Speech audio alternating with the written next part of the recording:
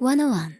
안녕하세요. 1인 애니메이션 크리에이터 호야초 아트 스튜디오의 호야초입니다. 여러분 혹시 사주 명리 보는 걸 좋아하시나요? 보통 내 인생의 앞날이 궁금하거나 답답한 현실에 부딪힐 때 운세를 보러 가는데요.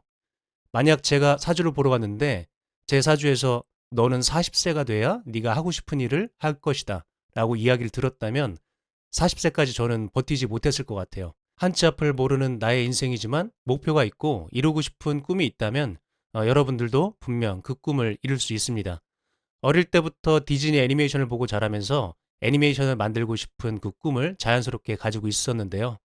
꾸준히 좋아하는 그림을 계속 그렸고 만화 애니메이션의 학과에 진학해서 제가 좋아하는 전공으로 배우기도 했습니다. 당연히 제 인생의 목표는 애니메이션 전공을 통해서 배운 소양을 근원으로 애니메이션 회사에 입사하는 것이었죠. 그런데 졸업하고 나니까 혹독한 현실이 찾아오더라고요. 사람이 가지는 직업은 시대에 따라 빠르게 변화하고 개인이라는 존재는 시장의 흐름을 거스를 수가 없다는 것이죠. 당시 디즈니가 3D 애니메이션으로 전환하면서 많은 2D 애니메이터들이 실직을 했고 일본의 지브리 스튜디오 또한 어려운 상황에 놓이게 되면서 대한민국도 마찬가지로 애니메이션 업계가 급속도로 좋지 않았어요. 애니메이션 회사에 입사했던 선배님들은 봉급도 못 받고 하루에 12시간 이상 일을 하고요. 결국 저는 원래 꿈과 비슷한 일을 찾아서 게임 업계에 종사하게 되면서 2D 디자인을 하게 됐는데요. 하지만 게임 회사에서 일하는 과정도 쉽지는 않았습니다. 칼과 총으로 누군가를 때리고 상대를 무너뜨려야만 하는 이기는 게임이 대부분이었고 점심시간에 주변의 동료들도 롤과 같은 게임을 하면서 좋지 않은 말들이 나오고 했었죠. 그런 게임들은 채팅창을 보는 것 자체도 되게 무서웠었어요.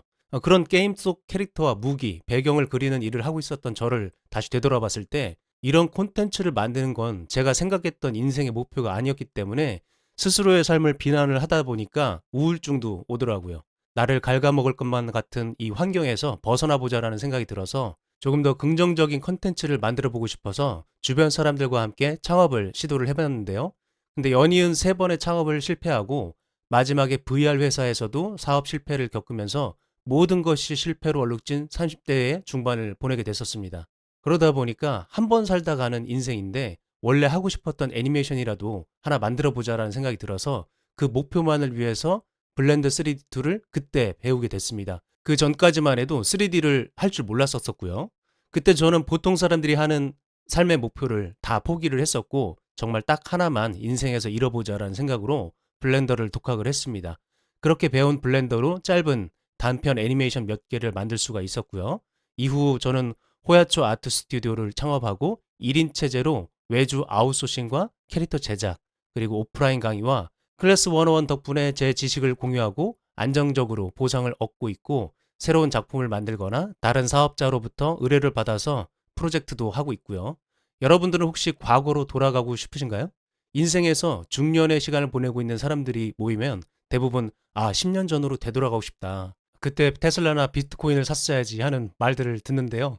저와 제 친구들은 그 누구도 과거로 되돌아가고 싶지 않습니다. 지금이 제 인생에서 가장 밝은 날이기 때문이죠. 40이 되어서야 비로소 하고 싶은 일을 하면서 살 수 있게 됐지만 되돌아 생각해보면 만화 애니메이션을 전공하면서 배웠던 지식과 기술 그리고 게임 회사에서 3D 제작 프로세스를 경험했던 덕분인 것 같아요. 뿐만 아니라 당시 함께 일했던 프로그래머와 연락이 닿아서 새로운 협업을 할 수도 있었고요. 이런 인간관계까지 모든 과정들이 제가 사랑하는 일을 하면서 살 수 있게 해준 준비의 시간이었다는 생각이 듭니다. 제 수강생분들을 보면 항상 조급해하고 빨리 결과를 내고 싶어 하는데요. 그리고 그 과정에서 결과에서 비롯된 실패를 잘못된 거라고 생각을 해요. 과거에 블렌더를 공부했던 시절 저 또한 많은 실수와 실패를 경험했는데 가장 중요하게 깨달았던 건 실패를 겪었을 때 어떻게 다시 고칠 수 있을지 고민하고 수정하고 또 시도하고 다시 수정하는 수많은 과정을 반복하면서 비로소 블렌더라는 툴과 3D 툴을 더 잘 이해할 수 있었고 그게 저의 무기가 되었다는 점입니다.